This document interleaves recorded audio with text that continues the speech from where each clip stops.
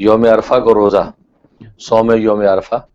میں نے یہ عرض کیا تھا کہ عام طور پہ تو یہی ایک فضا ہے کہ 9 ذی الحجہ کو رکھنا ہے، جی جی اور ہمارے ملکوں میں بھی یہاں بھی 9 ذی الحجہ کو جی رکھیں۔ اب یہاں جب سے یہ عید کا اختلاف ہونے لگا کہ بھی عید آج ہے کہ کل ہے، جی جی چنانچہ اس سے کیا ہوا کہ وہ یوم عرفہ کے روزے کی حقیقت ہی ختم ہو گئی۔ اب 9 ذی الحجہ جیسے اس دفعہ منگل کے دن بنا، یہاں پہ ٹیوزڈے کو 9 ذی الحجہ بنا، ان کی نظر میں جو بدھ کو عید کر رہے تھے، جی جی اب وہ منگل کو روزہ رکھ رہے ہیں 9 ذی الحجہ کا، جبکہ حاجی عرفات کے اندر جو وہ تو منڈے کو تھا، منڈے کو جی بالکل لہٰذا منڈے کو تھا، تو اب یہ ٹیوزڈے کو جب روزہ رکھ رہے ہیں تو حاجی وہاں سے رخصت ہو چکا ہے، بالکل وہاں تو حاجی ہے نہیں۔ تو یوم عرفہ کے میں نے یہ کہا تھا کہ اصل میں یہ سب سے پہلے دیکھا جائے کہ صوم یوم عرفہ کی ڈیفینیشن کیا ہے۔ صوم یوم عرفہ کی ڈیفینیشن یہ ہے کہ جب حاجی عرفات میں موجود ہے تو آپ اپنے اپنے مقامات میں اس دن روزہ رکھیں،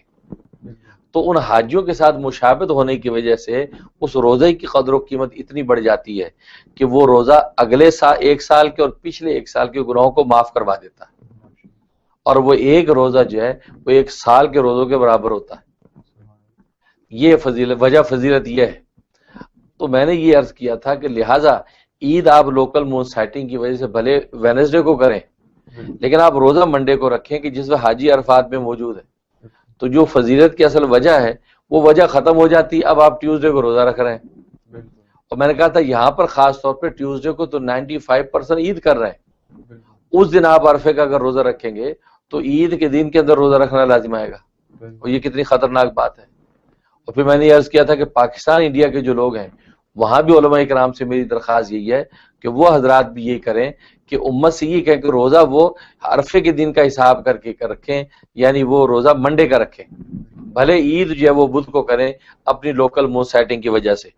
دیکھو ہوتا یہ ہے کہ وہ 9 ذی الحجہ کی جو بات ہے وہ اصل میں وہاں مکہ کی 9 ذی الحجہ کی بات ہے، یہ کتابوں میں جو ہوگا وہ 9 ذی الحجہ مکہ کی، ورنہ نبی پاک صلی اللہ علیہ وسلم نے 9 ذی الحجہ کا ذکر نہیں کیا۔ آپ نے تو صوم یوم عرفہ بولا کہ یوم عرفہ کا روزہ، آپ نے 9 ذی الحجہ نہیں بولا۔ اور پھر مزے کی بات یہ ہے کہ نبی کریم صلی اللہ علیہ وسلم تو مدینہ میں جانے ہجرت کرنے کے بعد جو ہے وہ شروع سے ہی عید الاضحیٰ عید الفطر پڑھ رہے ہیں، عید الاضحیٰ عید الفطر پڑھ رہے ہیں، تو گویا کہ یہ 9 ہجری کو حج فرض ہوا ہے، پہلا حج جو 9 ہجری کو ہوا، اور جیسے ابوبکر صدیق رضی اللہ تعالیٰ عنہ کو امیر حاج بنا کر نبی پاک صلی اللہ علیہ وسلم نے مناسک کہ حج جو ہے وہ امت کو کروائے، خود اس سال نہیں گئے، آپ 10 ہجری کو گئے، تو اس سے پہلے جو 8 سال گزرے مدینہ میں آپ کے، آپ جو عید الاضحیٰ عید الفطر کرتے رہے، تو عید الاضحیٰ جب بھی کر رہے تھے تو آپ 10 تاریخ کو عید الاضحیٰ کر رہے تھے، 9 ذی الحجہ آتی تھی، آپ نے کبھی روزہ نہیں رکھا،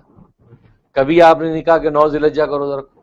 تو 9 ذی الحجہ کے ساتھ اس کے آگے تعلق ہوتا تو آپ پہلے سے روزے رکھتے، لیکن آپ نے نہیں رکھے۔ لیکن جب 9 ہجری کو حج کا تصور سامنے آیا تو اب یوم عرفہ کا تصور ملا،